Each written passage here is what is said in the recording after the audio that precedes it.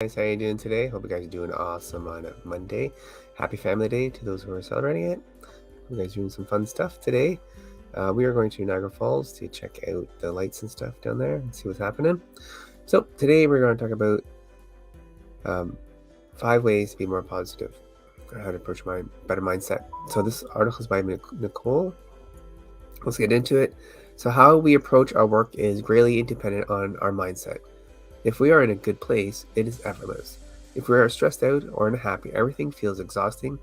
And as important as it is to be good at what you do at your craft, it is equally as important to practice your approach and master yourself. Here are 5 ways to cultivate a positive mindset. First one, make time for input.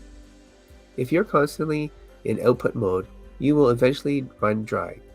Output mode is whenever you are calling upon yourself to create, to work, to do. Input mode is where you are replenishing yourself. Your knowledge rank, your inspiration, your emotional state. Reading is an important input. Watching a good movie is an input.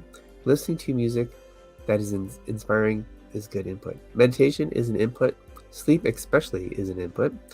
You'll notice that whenever you feel stressed or overwhelmed, input activities tend to be the first to go. You feel like you have so much going on that there is not enough time to rest. Instead, you continue pushing yourself, output, until eventually there is nothing left and you crash. Remember, life is a marathon, not a sprint. Make time for input activities. It will help you keep you in a positive frame of mind and help you sustain you over long periods of time. Note, also remember that whatever you input is just as important.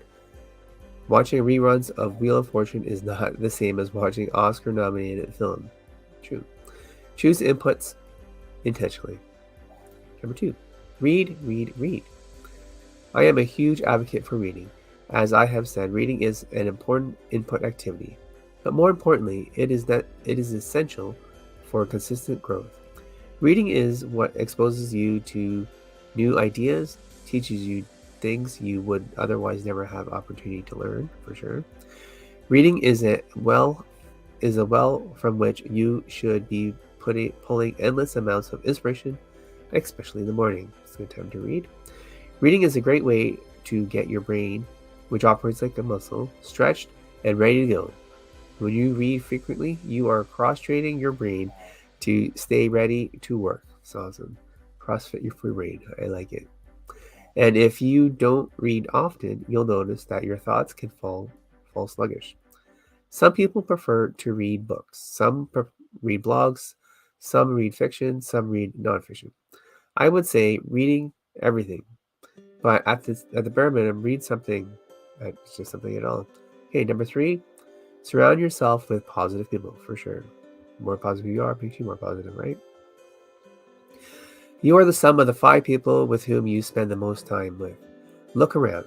If you're surrounded by smart people, they will rise your standard and you will become smart too.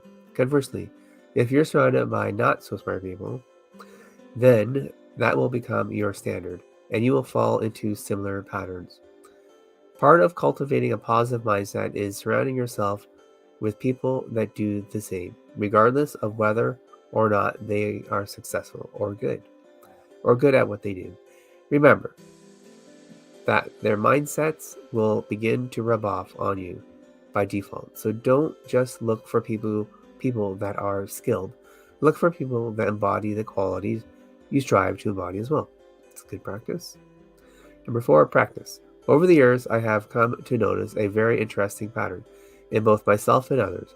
When it comes to practice, confidence is a result of not just doing something well, but knowing you do something well, for sure.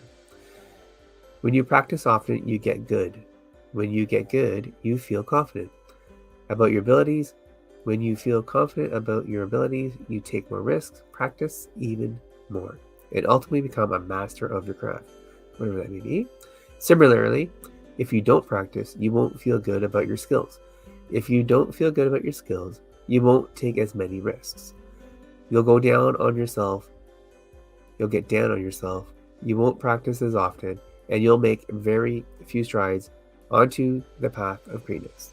Part of cultivating a positive mindset is to make sure you are doing all the little things that will help you support you where it is you want to go and what you want and what you want to do. No amount of positive thinking can replace good habits or daily practice. So put them in place as daily essentials so you can then focus your efforts elsewhere. If you can count on yourself to have the right habits in place, you will free yourself to focus and work on more ethereal concepts such as a positive thinking and risk taking. Finally, number 5 here, find a mentor. And finally, the key cultivating a positive mindset is to find someone you admire who can teach you how they've done it. There is no faster or more effective way to learn in life than to find a mentor. Even being in the presence of someone who has learned how to master their own mindset, you'll begin to pick up their approach. Why is this so crucial and such a wonderful thing to have? Is that a mentor is someone who has already gone through their own journey. They have overcome challenges and found their own secrets and practices, enabling them to create their own unique approach.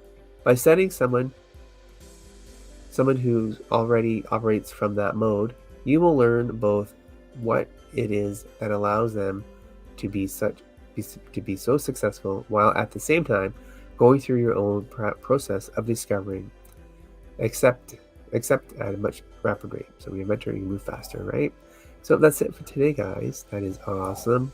Hope you guys have a great Monday and be positive. We'll see you on Wednesday. Thanks. Have a good one. Okay, bye.